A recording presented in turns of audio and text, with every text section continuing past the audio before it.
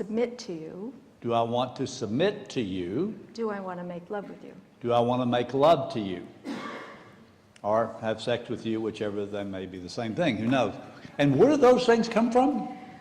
I can't give you the name of the author who wrote the study, but it's a psychiatrist who is doing some evaluations of what the unconscious patterns are. So, and when we're meeting, one of the things that Don knows, you don't since the first time you've been here, is that one of the things we've always focused on here is board dynamics, correct? Which is a lot of what this presentation was about. But I also found it interesting that you had future thinking at the top up there, so future trends as well, David, right? So both of these things.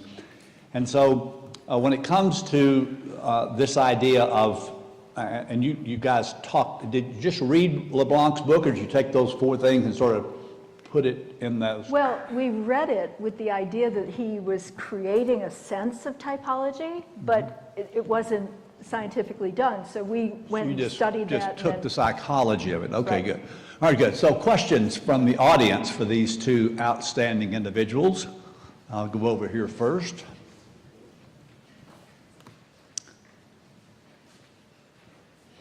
How you doing, Kerry? Hey, I'm great. I've enjoyed the presentation. You talked a lot about the differences between men and women. What about data that shows differences between ages? So millennials as potential board directors versus more experienced or senior people? I suppose that's going to me, huh? Either one of you, have at it.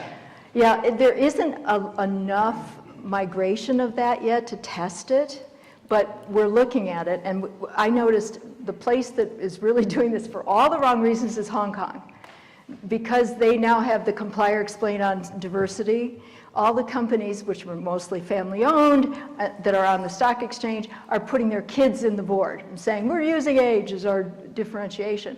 And we do know that the implications of that is that the companies don't necessarily perform well if they're keeping the family in the hood. So I had to go and give a talk on why that's not a good strategy, because you'll underperform compared to the others. But there isn't enough to show what the younger crowd is actually going to do that will make a difference. So we're just watching it. It certainly has to bring differences of thought and differences of experience around contemporary stuff. You know, knowing social media, knowing cybersecurity stuff that many people don't. Bringing that in has got to add some value. I don't know that it's tied to age, except for the fact that they're exposed to it early and the other people weren't. But that's just dumb luck, really. Okay, good. Here's a question here, right? I noticed you have done some work in Australia. I also sat on a board over there, and I found some unusual parochial attitudes to an outsider's input in the Australian mindset to begin with. Do you see that elsewhere in your work with global boards? Well, Australia is an interesting place right now. About 4 years ago, it had the highest number of IPO companies. And I went over to find out what's going on. Why are there so many building up? And in those cases, you'd see companies that were coming out of early stage incubation, which is heavily invested in right now, going public. And in those cases, you'd see much broader thinking, because the nature of their businesses were already global by virtue of the products. If you serve on a board in Australia, you have to get certified, and you don't have the risk protections that you do here. You don't get the D&O insurance coverage anywhere near as completely as you do here. So if you get on a board, you better know what you're doing, which is why the certification matters. I think that may create a little bit more of that protection, because you have to stay focused to do a good job there and continue the education. Like in Europe now, they call it permanent education. So they're following a little bit more along those lines. I think that's going to bust now with all these IPOs that have come out, because you're going to get global thinking, and that will change it. That's my forecast anyway. Okay, Bob? I'd like to politely disagree with some of the things you said. Go for it. I don't have the breadth or the experience or the number of boards that you have.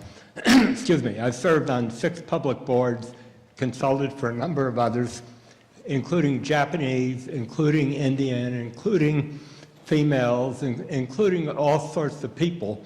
And I think the ingredients that makes people directors different from each other is a combination of their education, their experience, and what they have learned and done makes far more difference whether they're a man or a woman. There you go, Donna, have at it. Oh, I'm not arguing that it makes more difference. I just said I would be remiss if I didn't bring that up as another element. You know, we trained 1,554 women in Malaysia to serve on boards when they passed the law that 30% had to be women. And, you know, it's great for business, but I'm not sure that that's the answer. I'm just saying that it is something that's popular right now. It's great to be a woman because there's such a push for it. And you have to look at why. If the data is saying that, you do have to look at it. And there are differences in the style of thinking. But as far as I'm concerned, it really is the style of thinking. And you can have a female unifier and you can have a male unifier. We want to know that people have the skills, the expertise, and the differences of thought to make a difference. If they're not armed for success with all of that, they're going to fail. It doesn't matter. So I agree with you. I don't really disagree with you. It's just another dimension. Well said, Donna. And speaking of Donna, Donna, Good Donna, afternoon. I love this. Yes, focusing solely on the North American market for a moment. Realistically, in your experiences, how many boards, either in the process of doing an evaluation or assessment on the existing board or seeking to obtain a new board member, realistically utilize these type of criteria as it relates to that assessment process and talk about things like emotional intelligence versus whether or not they've sat in a C-suite, those types of things? I really appreciate your practical, experience as it relates to, are these conversations actually happening? Are they only happening at very large boards, or where is it you do see them happening? Do you Good want to question. talk to percentages on this? I'll try. Okay. I was going to say, as I listened to your question, I was thinking of some of my own recent experiences with boards, having discussions of board searches, and I was trying to think of one that had not,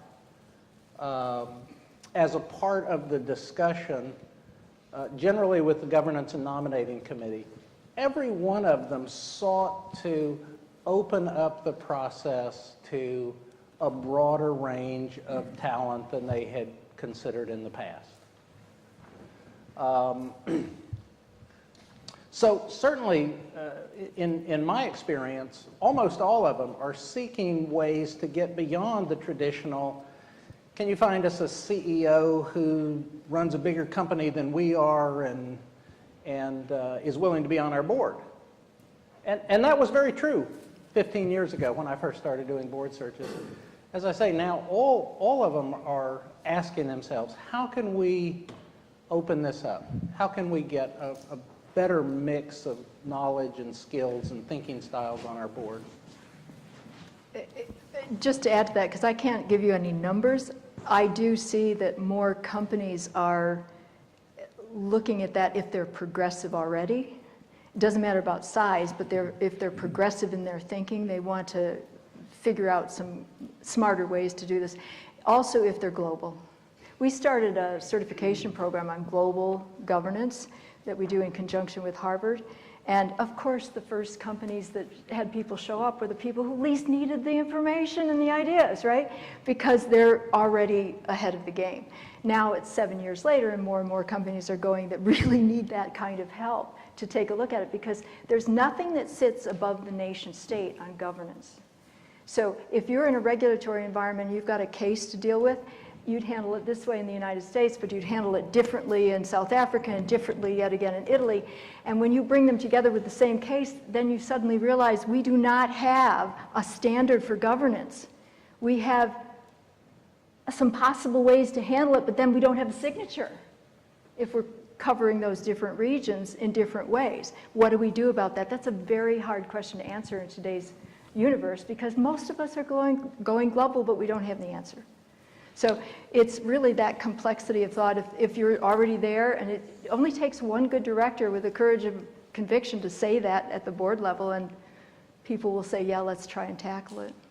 yeah, we'll go to this question here, but let me tag on to what she said and ask you this question, because for those of us who've done a lot of board evaluations for NACD and others, typically what we would say is you do a board evaluation not to find somebody that you want to get rid of, Donna, but to make sure that the people who are on the board know that they're not performing, the ones who aren't performing well, and to increase their performance. And that's what we usually say. And I said that to a board down in Georgia a few years ago, and the lady who was running NomGov said, no, that isn't the reason I did it on this other board. We did a board evaluation to get rid of one guy because we couldn't figure out a way to get rid of him otherwise. That's what we did. And so I guess my question to you on the evaluation side is, do you find today that the evaluations are done as a matter of course and to try to improve on those who are not performing well, or the board itself is not performing well? Or is it used as a tool to try to find some reason to get someone else on the board with different skills and or to get rid of that person? And by the way, all of you in this now, well, not all of you room are members, but for those of you who are not members, you know the joke that we have around here, that every board has a dysfunctional director, and if you look around the table and you don't see that person, you are that person, you know that. So go ahead and answer that question if you will, and I'll get Gina's question. Well, it sounds like, and maybe I'm wrong, but the definition of what a board evaluation includes maybe needs some clarity, because we cover 26 different topics, one of which is the director feedback about director-to-director performance. That's just one. There's a whole lot more that needs to be done in a good board evaluation. So if you're just doing director feedback, you're not complete to start with. And yes, if you're using it for that, then that's the wrong reason too. The intent of a good board evaluation is to look at all systems and the individuals, and then look at what can we do to improve that year on year on year. And given that you're in a dynamic business, that should have some new ideation each year. But if you're using it just to ouster somebody, there's better ways to do it. And if you're not looking at the fluidity like Mike was talking about this morning, in terms of creating some term limits for your own discipline to keep fresh thinking coming in, you're failing. You're failing. And it doesn't matter how many years you set, but set something so that you can be planful with that in mind. Okay, last question and a quick answer to it. Back to the basics. Don, you put the slide up on the characteristics of an effective strategic board. And there were lots of great bullet points. The last one, though, was people focus. Can you expand on that, people focus? Well, I'll try. I was drawing a distinction between the board on the left, what I dubbed the everyday board, which has an accounting focus, and make sure that all of the fiduciary duties are done well. The board sort of in the middle of its evolution that has a capital focus. So it's very keen to provide oversight and insight on capital allocation decisions. And then the strategic board, which would have an accounting focus, they still do things right. They would still be involved in providing insight on capital allocation, and they would also have a focus on, is the management bringing forth the talent that is going to be needed in order to implement their strategies? And that's what I meant by people focus. Round of applause again for these two.